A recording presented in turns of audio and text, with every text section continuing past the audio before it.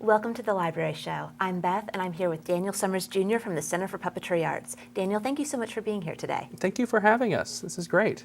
So, can you tell me a little bit about the Center for Puppetry Arts? Sure. We were founded back in 1978. We're about to celebrate our 35th anniversary this September. Congratulations. Thanks. It's going to be a huge party. Stay tuned for details. Yay.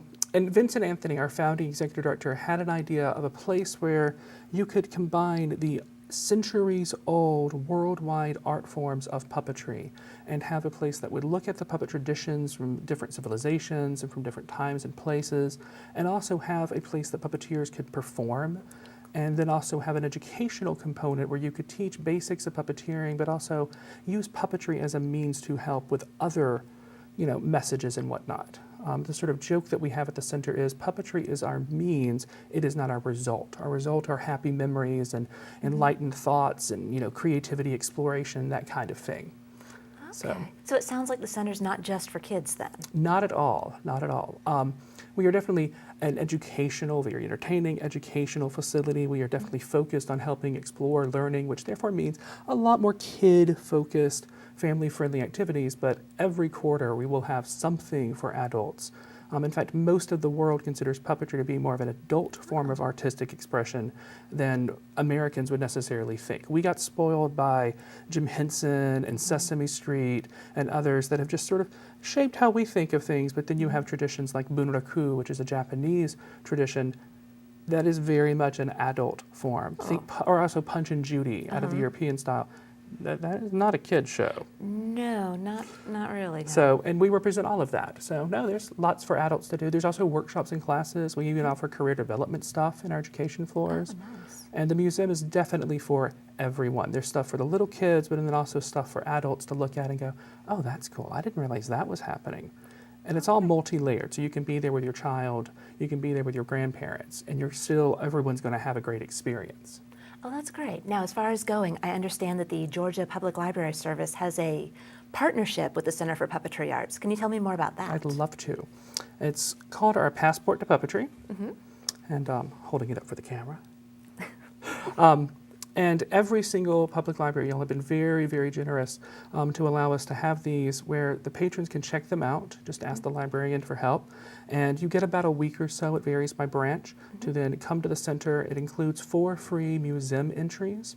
And then our theater tickets are a separate thing, and it gives you a 25% discount on most of the theater programming. Nice. And but if you're thinking of going to the shows, always call ahead and say, hey, we're thinking of going, make sure that the tickets are available, that kind of thing.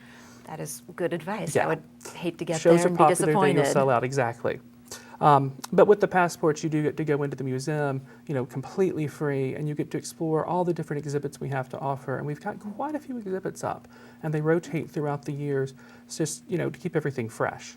Okay. Do you have any special exhibits going on? We do. We've got our Jim Henson exhibits. Love him. We do too. Huge fans. Kermit the Frog and Jim Henson actually cut the ribbon opening the center's doors back in 1978.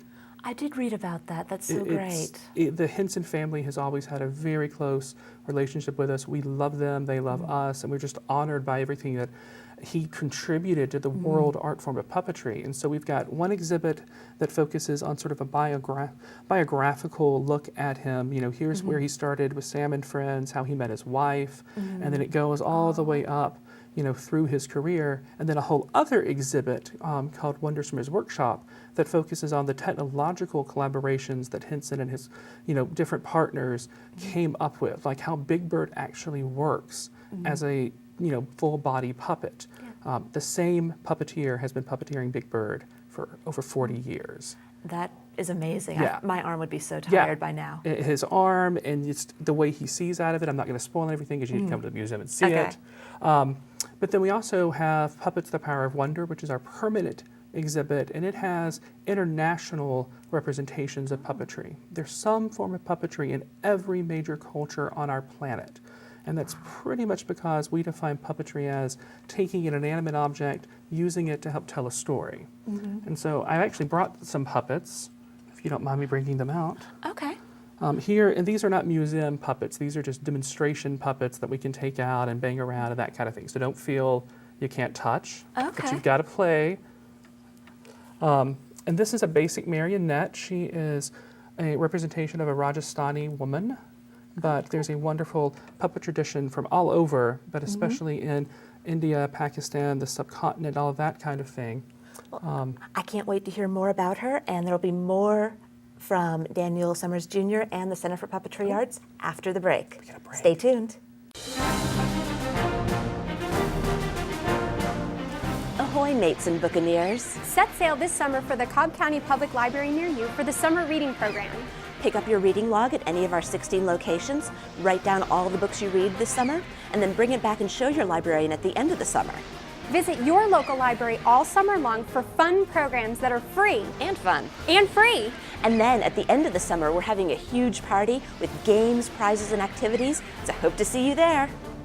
Want to know more about Cobb County Public Library's summer reading program?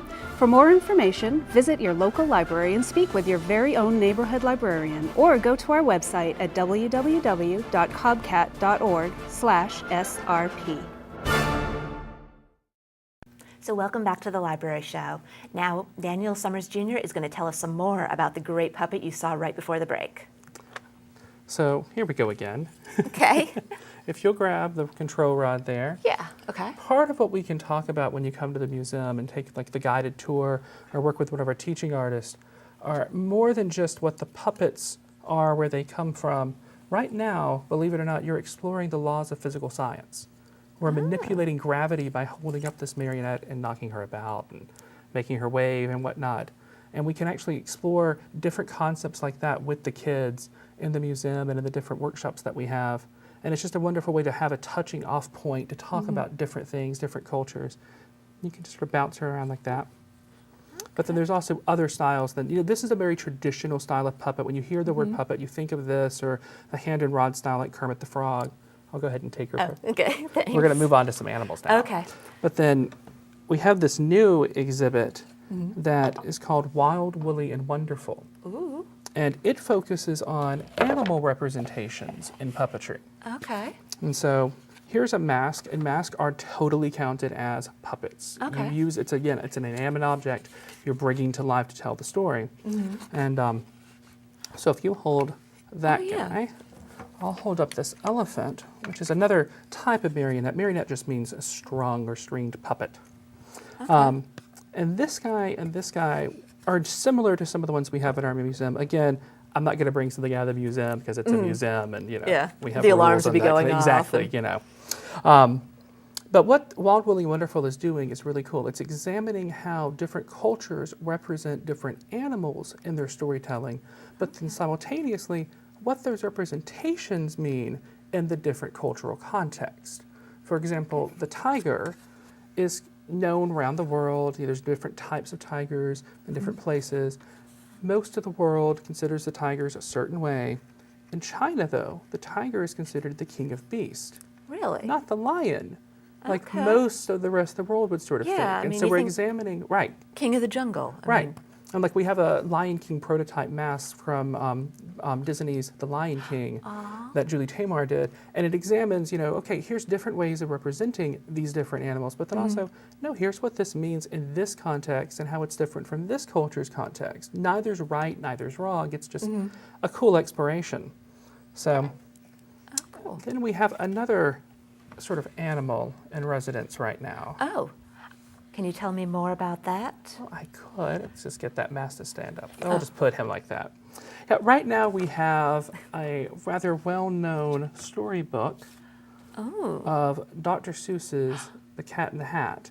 It is literally, I'm calling it a storybook because it's literally like you took the story and made it life-sized. Oh, And wow. it is huge, but it is literally Dr. Seuss's illustrations, everything that you're used to seeing in the book, brought to life on the puppet stage. We're the first company to really get to do it as a full-blown puppet production, but it's a fairly new play that's been going on. It was produced originally by the National Theatre of Great Britain. And, but we're the first all-puppet group that gets to do it. Oh, that's so great. So you get to see thing one, thing two, the cat, Sally and her brother, and it's just antics ensue. Oh, I might have to go check that You out. need to go check that out. Now, if I wanted to go check that out, should I buy, tickets in advance? Should I? Always buy tickets in advance. If you can check out the Passport to Puppetry, then you would get 25% off your theater tickets. And the prices are $16.50 for the all-inclusive ticket, which includes the museum, the show, and then the workshop. And I'll tell you more about the workshop in a few. Oh, But then you could also just call up the regular ticket office number, you know, and get it. You can try walking up to the window, but if we're doing our jobs right, you need to call yeah. ahead Well, of something time. like Cat in the Hat. I mean, who can Right. resist? I mean, he's Hopefully already nobody. larger than life, and then seeing him via puppet, Right.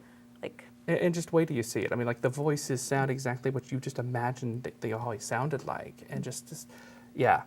The balancing act. You know the big balancing act he does on the ball with the cups and the fan? yeah, and just keeps growing going. and growing. Yeah. You can do It's that with that puppets. oh, yeah.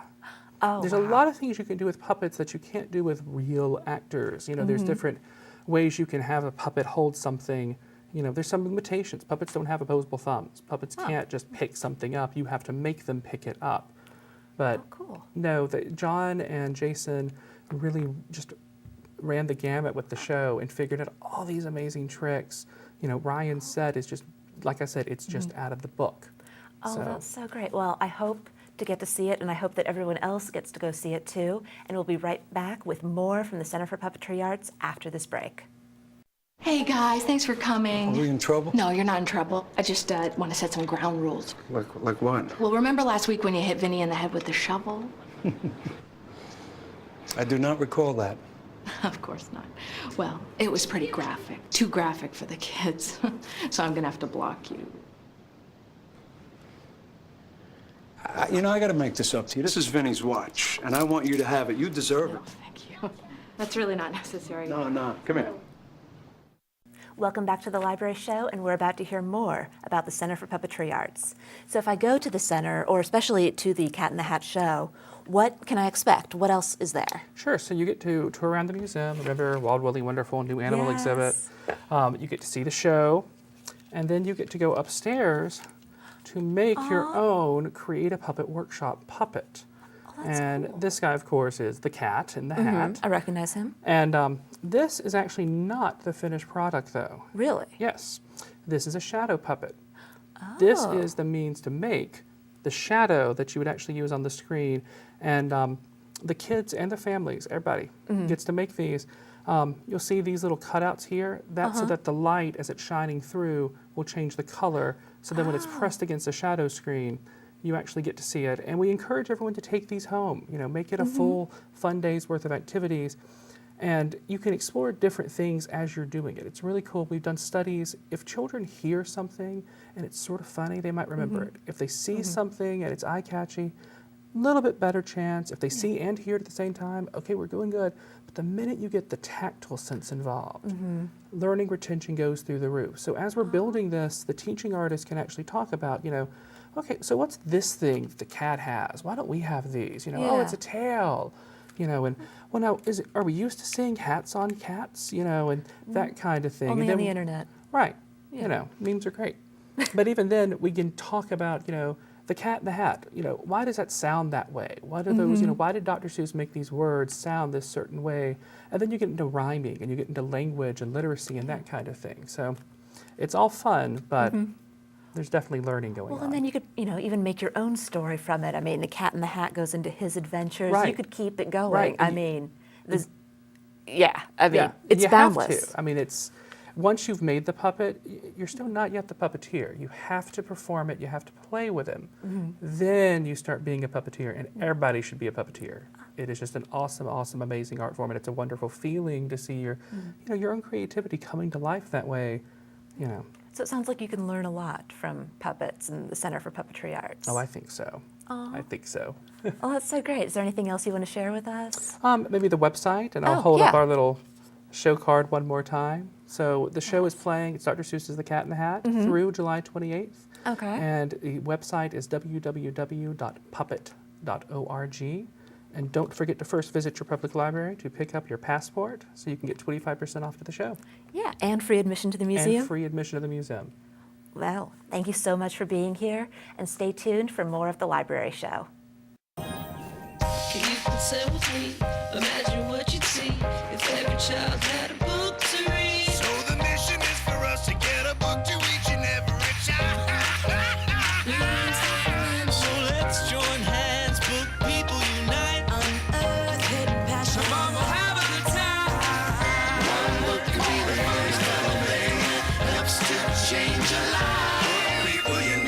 Read to a child today and spark a lifetime of ambition.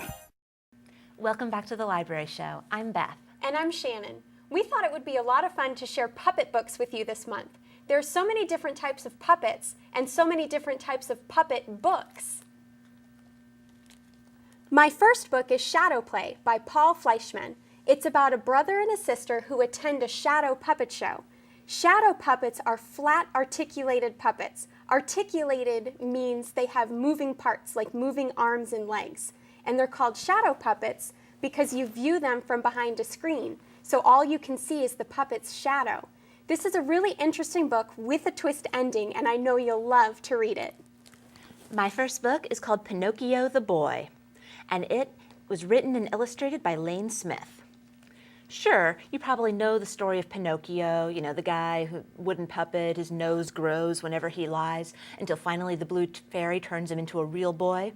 But in this book, the blue fairy forgets to tell Pinocchio that he's no longer a puppet, so this real boy ends up having a really confusing day.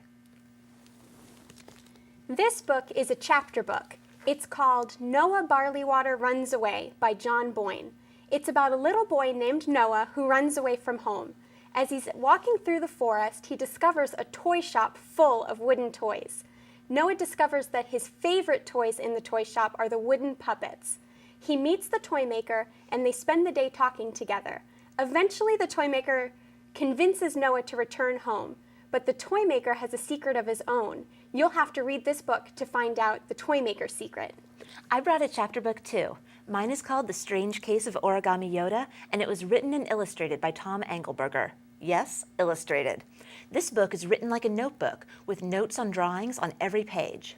A boy named Dwight has made a Yoda finger puppet, but while Dwight is kind of a weird kid, his Yoda puppet gives surprisingly good advice, the kind of advice that Dwight could never have come up with on his own. Dwight's friends decide to launch an investigation into the mystery of Origami Yoda, and this book is their case file, full of stories and evidence. Plus, there are instructions for folding your very own Origami Yoda finger puppet. And this one, ta-da, is mine. Hee-hee. My last book isn't a storybook at all. It's an instructional book. It's called Making Puppets by Sally Henry and Trevor Cook. In this book, you get step-by-step instructions on how to make your own puppets. And there's lots of different types of puppets to choose from. Maybe you could try making a bunch of different kinds, and you can put on your own puppet show at home. Look, I made a puppet out of a paper bag of my dog, Bernie. Anyway, my last book is a biography called Jim Henson, the Guy Who Played with Puppets, and it was written by Kathleen Kroll. Jim Henson is the man who created the Muppets, including characters like Kermit the Frog. He didn't have a TV when he was growing up, so he had to find ways to entertain himself, and he especially liked to put on shows to make his family and friends laugh. No wonder he grew up to be a puppeteer. We hope you've enjoyed the puppet books we brought to share with you this month. Find these books and lots of other great books too at your local Cobb County Public Library. Stay tuned for more of The Library Show.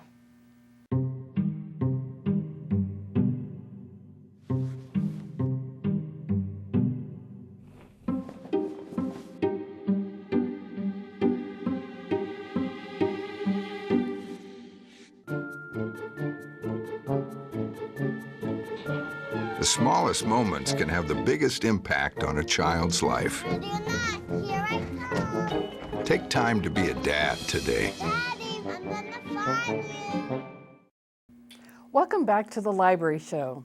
I'm Cindy, and I have some career and job hunting resources to share with you. Whether you're currently unemployed, a new graduate, or thinking about making a career change, the library has a host of resources to help you with your job search or finding the right career. The library also offers you free access to online courses taught by professional instructors, courses like Conducting an Effective Job Search, computer software applications like Microsoft Word and Excel, and introductory courses in allied health, business, and law. First, let me show you a few books that will help you get started.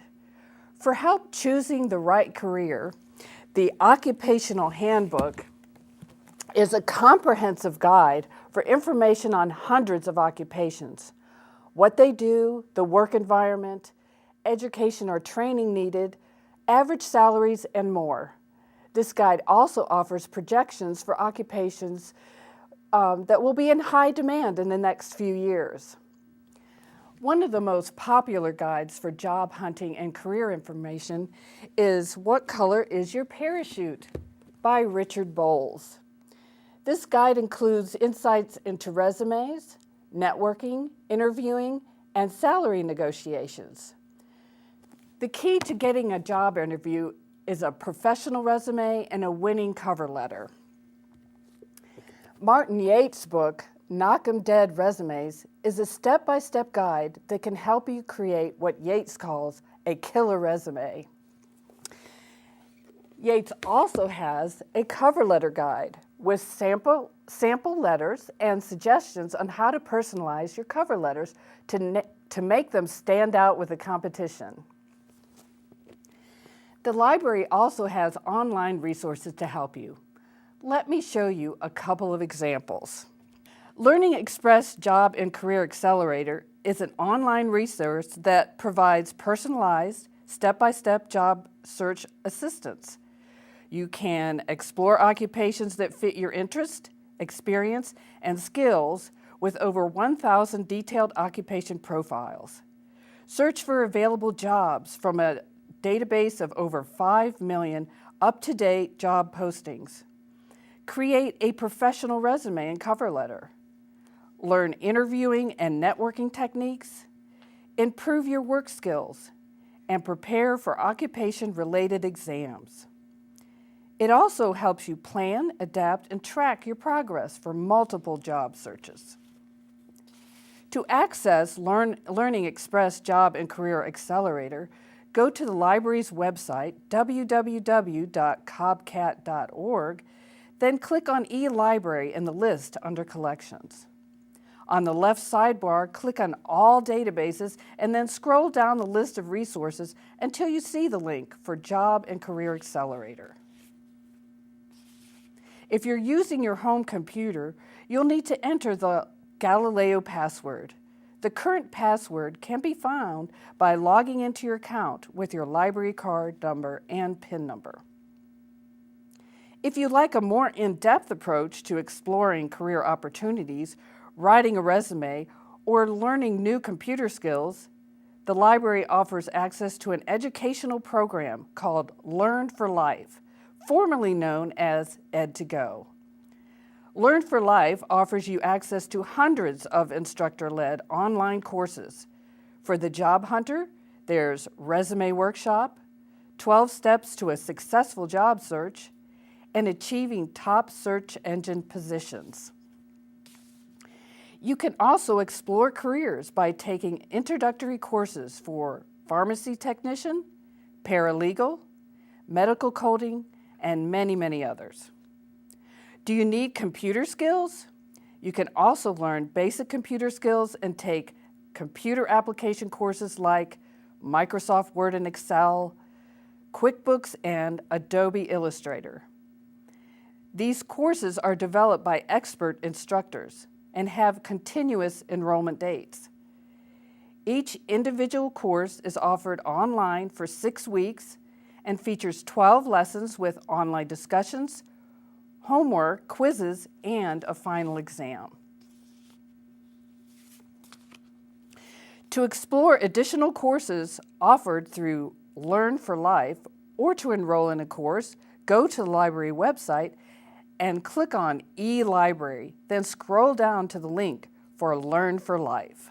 To find out more about how the library can help you with job hunting and career resources, come into your local branch and talk to a librarian today. Don't go away. We'll be right back in just a moment.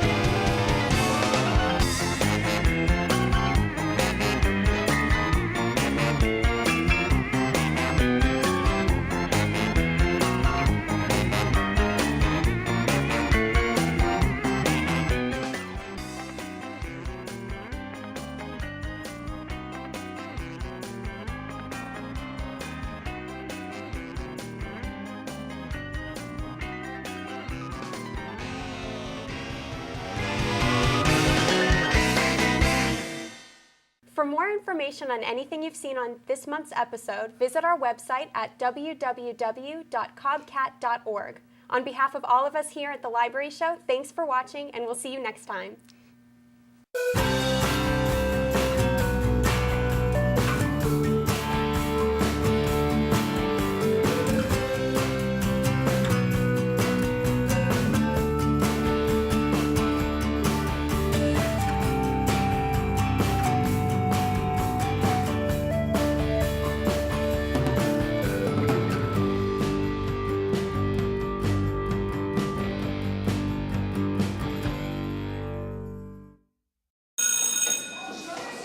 Don't look at me. Your hair's a bit frizzy today. Oh, you should pick that up. Oh, you're such a dork. Loser. Here, let me help you with that. Oops. Every day, kids witness bullying. Oh, look. Your crush is looking at you. Poor you. They want to help, but don't know how. See, no one here's gonna help you, because no one Teach your likes kids how to be more than a bystander. Visit stopbullying.gov. Did you know kids who play outdoors have healthier lungs? Totally. I did. Did you know that boys that play with dolls make better husbands? My son has lots of dolls. But did you know terry cloth diapers breathe better? I did. It's totally true. Oh, yeah. Did you know that strollers have the right of way on a sidewalk? Yes. Yep, I did. Did you guys Did you know that kids who eat breakfast have higher GPAs? Yeah, I know. Yeah. That's actually what I was going to say. Did you know babies should never touch silver? It's really bad for them. I knew that. Did you guys know that statistically friendly kids have more friends? Mm-hmm. Yeah. That's obvious. Did you know most people think they're using the right car seat for their kid, but they're not?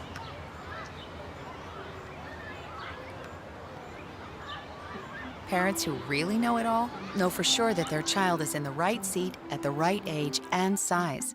Visit safercar.gov/the right seat to make sure your child is protected. I'm putting that on my blog. I just put it in mine. Each year, our children are put at risk by drivers who ignore bus stop arms and warning lights. In Cobb County alone, more than 1,000 drivers ignore them every day. The Cobb Police Department and Cobb Schools have partnered with Operation Stop Arm to educate drivers about the new law to save lives. Tragically, a young child was killed at a bus stop by a passing car in 2009. While we were being interviewed by the news crew, a driver ran through the stop arm of the bus. We had just installed new stop arm cameras on some of our buses and were able to hand the photo over to law enforcement. And now, with the new law, hopefully we will reduce violations of the stop arm law and have additional evidence to cite violators. Drivers who pass a school bus with a stop arm activated can receive up to a $1,000 fine from the court and get 6 points tacked onto their driver's history. It is a serious offense. So next time you're in a hurry and you're tempted to pass a stopped school bus,